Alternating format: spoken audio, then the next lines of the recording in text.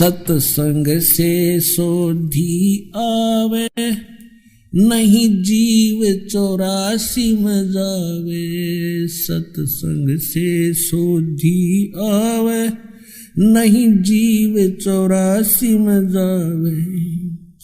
अब मेटो द्वेष और राग, हो राग या उम्र बतेरी जाली। अब मेटो द्वेष और राग, हो राग या उम्र बतेरी जाली। अब सिर कैसे सौंपना होता है कि गुरु जी की आज्ञा का पालन करें। आप गुरु पद पर जो होते हैं उनको पता होता है। परमात्मा कहते हैं बहुत प्यारा बालक माँ का। माता को अपना बच्चा बेटा या बेटी बहुत प्रिय होती है। कहावत है कि पिता से 100 गुना प्रिय ममता अपने बालक में माता को होती है, और माता से भी 100 गुना ममता प्रिय गुरु को अपना शिष्य या शिष्या होती है। तो अंदाजा लगा लेना कि गुरु जी आपके कितने हितैषी होते हैं। तो गुरु जी की आज्ञा का पालन करें। पहली भक्ति मार्ग का प्रथम एक ये मंत्र नोट कर ले। भाई जो गुरु बचन पे डट गे रकट गे फंद 84 के। भाई जो गुरु बचन पे डट गे कट गे फंद 84 के। कट गे फंद 84 के, रकट गे फंद 84 के। भाई जो गुरु बचन पे डट गे रकट गे। वस्तु मिली ठोर की ठोड़, मिट गी मन पापी की दौड़। वस्तु मिली ठोर की ठोड़, मिट गी मन पापी की दौड़। भरम मिटे मथुरा काशी के, भरम मिटे मथुरा काशी के।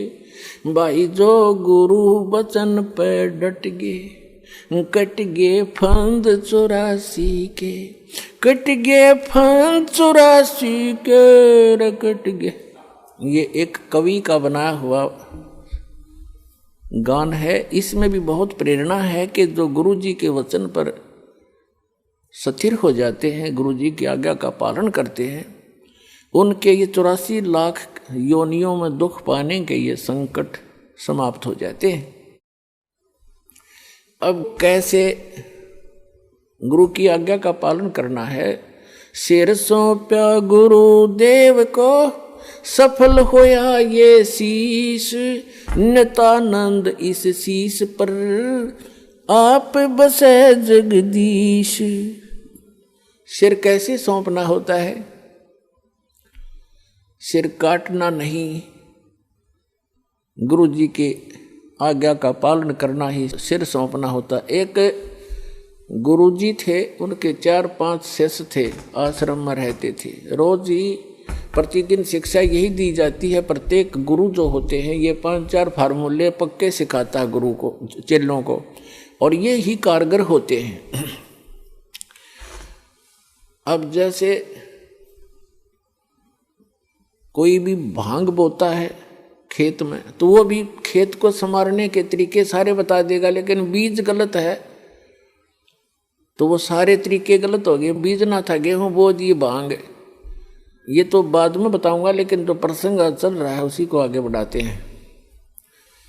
एक गुरुजी थे और वो अपने शिष्यों को शिक्षा देते ही रहते हैं, जैसे प्रतिदिन सत्संग के माध्यम से या वैसे भी टिप्पणी करते हैं, बैठते हैं जब बच्चे, अच्छी शिक्षा देते हैं। एक दिन गुरुजी ने कहा कि देखो भाई, जो गुरुजी की आज्ञा पालन नहीं करते बच्चों, वो कभी सफल नहीं होते, उनको घोर पाप लगता है, उनकी भक्ति नाश हो जाती है। सब शिष्य बैठे हैं, गुरुजी आसन पर बैठे हैं, वो वहाँ बैठे बैठे सुन रहे हैं। जी गुरुजी बिल्कुल सही है। तो गुरुजी ने कहा कि मेरा एक आदेश है कि तुम मेरे सिर में अपने 5-5 जूते मारो। और ये भी शिक्षा दी जाती थी, गुरु मानुष कर जानते ते नर गए अंध, महादुखी संसार में आ गए यम के फंद।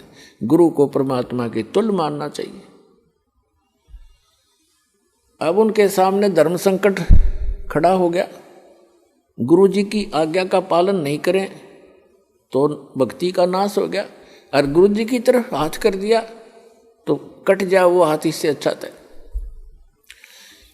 तो उस गुरुदेव ने कहा, मैं क्या शिक्षा दे रहा था तुम्हारे को, बस ऐसे भक्त तो मेरी आज्ञा का पालन नहीं कर रहे। नीची गर्दन कर ली। एक खड़ा हुआ, अपना जूता निकाला, गुरुजी के पास आकर बैठ गया और अपने सिर में 5 जूते मारे, मट्टाए मट मट्टाए मट। तब गुरुजी ने कहा, भाई डंडी मत मारे, तेरे सिर में नहीं मेरे सिर में कहा था मैंने। तब उस चेले ने कहा कि गुरुदेव, इस दास का शीश भी तो आपका ही है।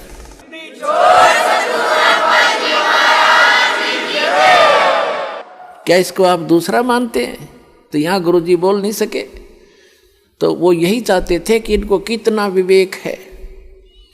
तो पुण्यात्माओं, इस भक्ति मार्ग के अंदर गुरु जी का मुख्य अभिनय होता है, और शिष्य का भी उसके साथ साथ पैरेलल इतना ही सूरवीरता से उसमें चलना होता है, तभी सफलता मिलती है।